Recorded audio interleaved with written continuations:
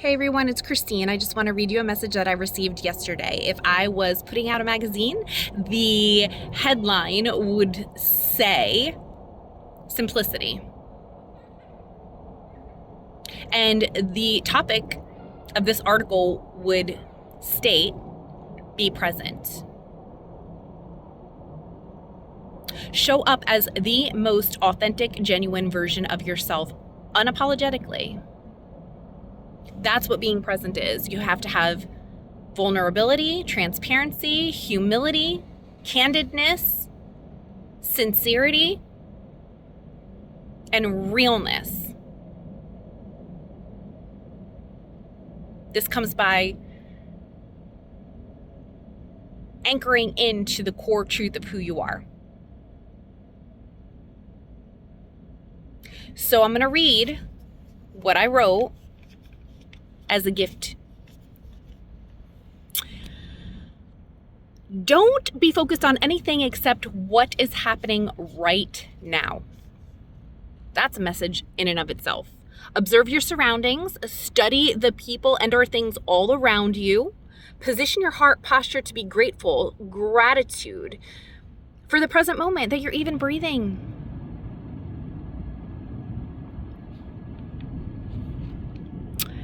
Only think about what is currently happening. Tune your senses into what is taking place right in front of you. Absorb the lovely. Listen to the good. Turn off the negativity. Tune it out. Just like a radio station. Turn that knob. Change the channel. Switch the station. Okay, this is about what we're paying attention to.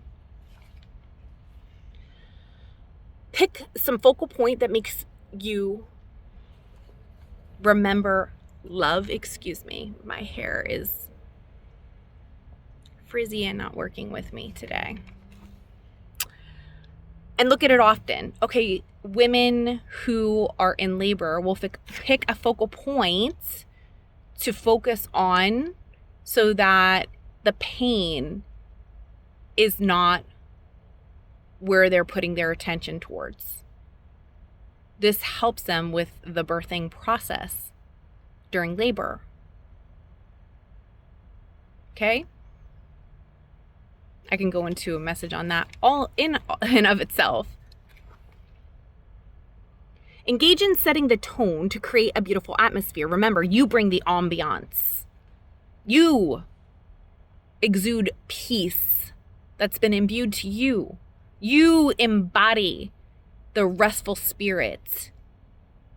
You are the one who carries the joy into any situation or circumstance, and nobody can take that from you. Nobody can steal that from you unless you let them, rob them of what is yours. I've done that time and time again. I've reacted in haste. I've responded too soon. None of it behooved me nor benefited the other parties.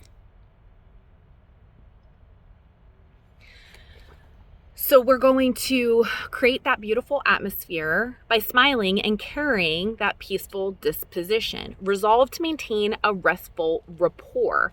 May your whole demeanor radiate the internal restfulness that is there. Okay? So we're going to go into whether your kids are playing and it is a very cheery, upbeat time and experience, or if there are those around you who you do not resonate with on that level. Resolve to maintain a restful rapport. May your whole demeanor radiate that internal restfulness and keep a harmonious nature about you where your heart, mind, and body are in sync and tempered. One might say this day and age, even keeled. But bring that God nature forth, where it's love, it's wisdom. Okay? Whatever is good, whatever is noble, whatever is honorable, whatever is lovely. This is what we want to focus on. Hold an ethereal attitude that is unaffected by provocative or antagonistic ways. Unattached from others' decisions and choices while clarifying where the unspoken boundaries fall for you, in your life and in theirs. We can't change or control anybody. We can't fix anybody. We can't overstep their will, and vice versa. You have the power to remain master over your mind and emotions. Remove ruminating over the past outcomes as well as hoping for future results. So looking in the past makes people depressed. Looking in the future brings anxiety. This is being in the present moment, eradicating both. Now, I'm not saying that that's easy, but it is simple once you learn how to do this for yourself. I've had both, depression and anxiety. I've had rages. I've had all of it. Name it, and I've had the scale, the gamut. But I'm releasing this message now because I have the keys and the tools, the treasures of heaven, of how to not just go with every whim and feeling. There's been a lot of dark nights of the soul in my healing process of accepting Christine and who she is, regardless of what other people think or what they've said or what society expects. We live in a result-oriented world, but I'm telling you here to just be. Being present is exactly that. Be. Remove all propensities, again, we talked about this, to fix, change, alter the course of others' lives. We can foster and facilitate a person at a certain place in their journey, in their pilgrimage, as they're sojourning through this life. But we are not their puppet masters. And we can hold our peace regardless of the choices and decisions they make. So neglect reacting. Responding is what's necessary. There's a difference. Embody a neutral stance. That's essential to anchor in a calm composure. Open yourself to the beauty and love, but close out anything else. So again, wherever you are, there is love. There is God. Find it. Hold on to it. Keep it. Maintain it. And it will be sustained. Surf the flow state as long as possible. Just like the ocean, the tide goes in and out, the waves roar, and then they're calm. Such are the hearts of people. We could surf it in the flow state once we master our own internal roars. That tumultuous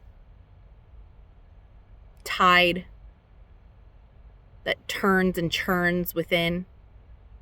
Feel all the feels and then release everything that is throwing you to and fro. This is where we can be unaffected and effective to flow. Release any toxicity from others to you, condemnation, criticisms that you're putting on yourself. What is your inner voice telling you? What is it saying to you? What is it whispering to you?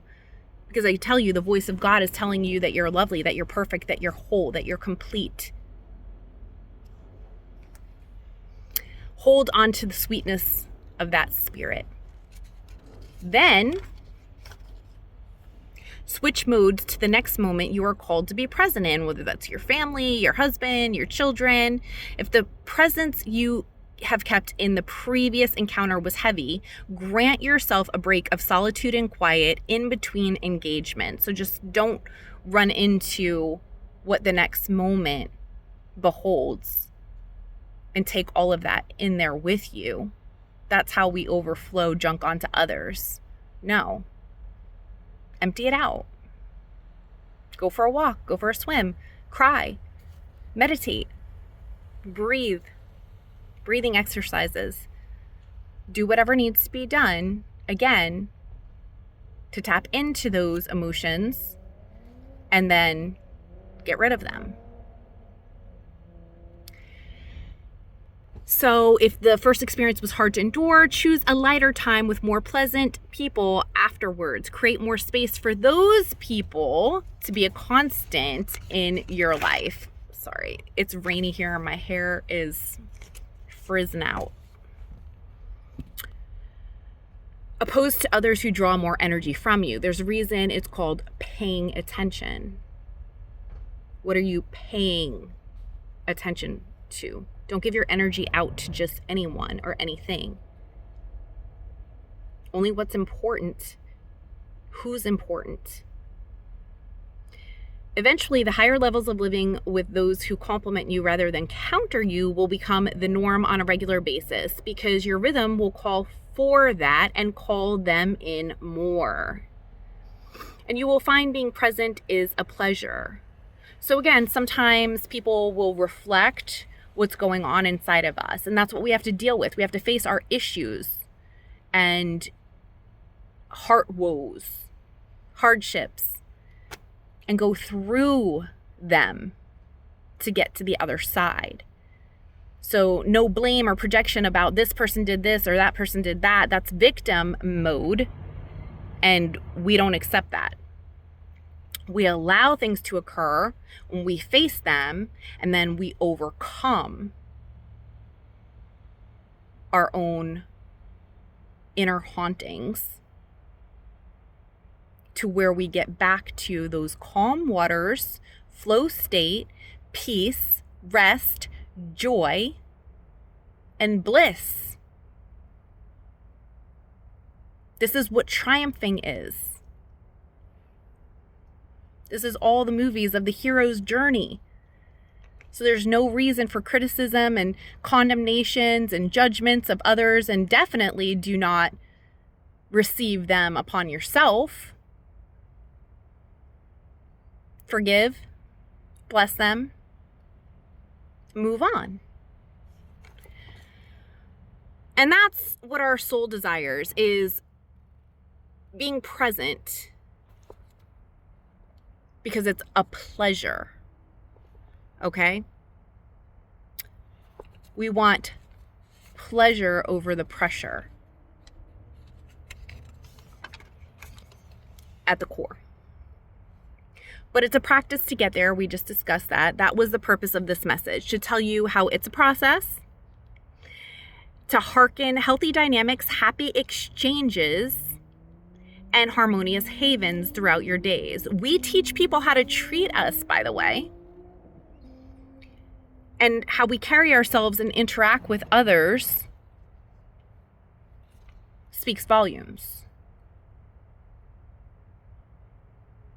What we emanate out, that's what will come back. It's a law of reaping and sowing. Tactfulness is everything. The word finesse was coming to me when I was writing.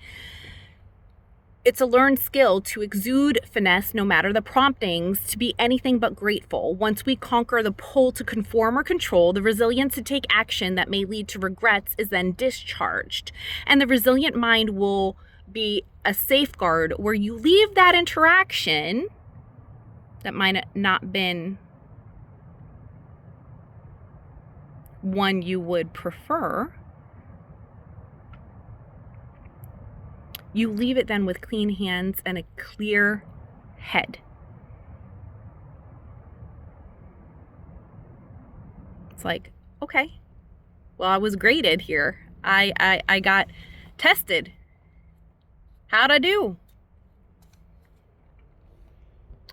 Then you walk into the next segment of your day. Unaffected, untainted, and unadulterated. That's passing the test. Your spouse, children, friends get your complete presence, undistracted by the previous events, uninterrupted, wholeheartedly, fully hear you. That is the best gift you can give to yourself and others. My advice in being present is just welcome and witness what is beautiful, lovely, and of high rapport. On the rest, close the door. Put up those boundaries and be confident about that. Confront what needs to be confronted. Give the grace that you've been given to have those aha moments along the way. Own your part, take responsibility, and then leave. Leave it.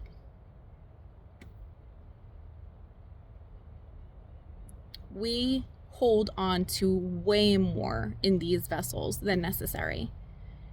And it's just time for a purging and a pouring out so that we have more room to be filled with heavenly treasures,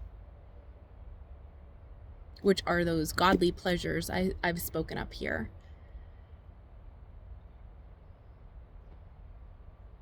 I hope that I inspired you. I want you to dream of what this looks like in your future. Write it down. I know you have hopes with relationships, people, places, things, aspirations, goals, but don't neglect the now in getting there. Don't miss your moments all around you because they all add to who you are. Again, remember, you're already complete, whole, and perfect in God.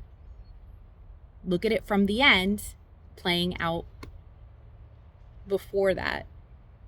Like the story, if you fast forwarded to the end of a movie or the book, and you're like, I know how the finale goes. That's a secret.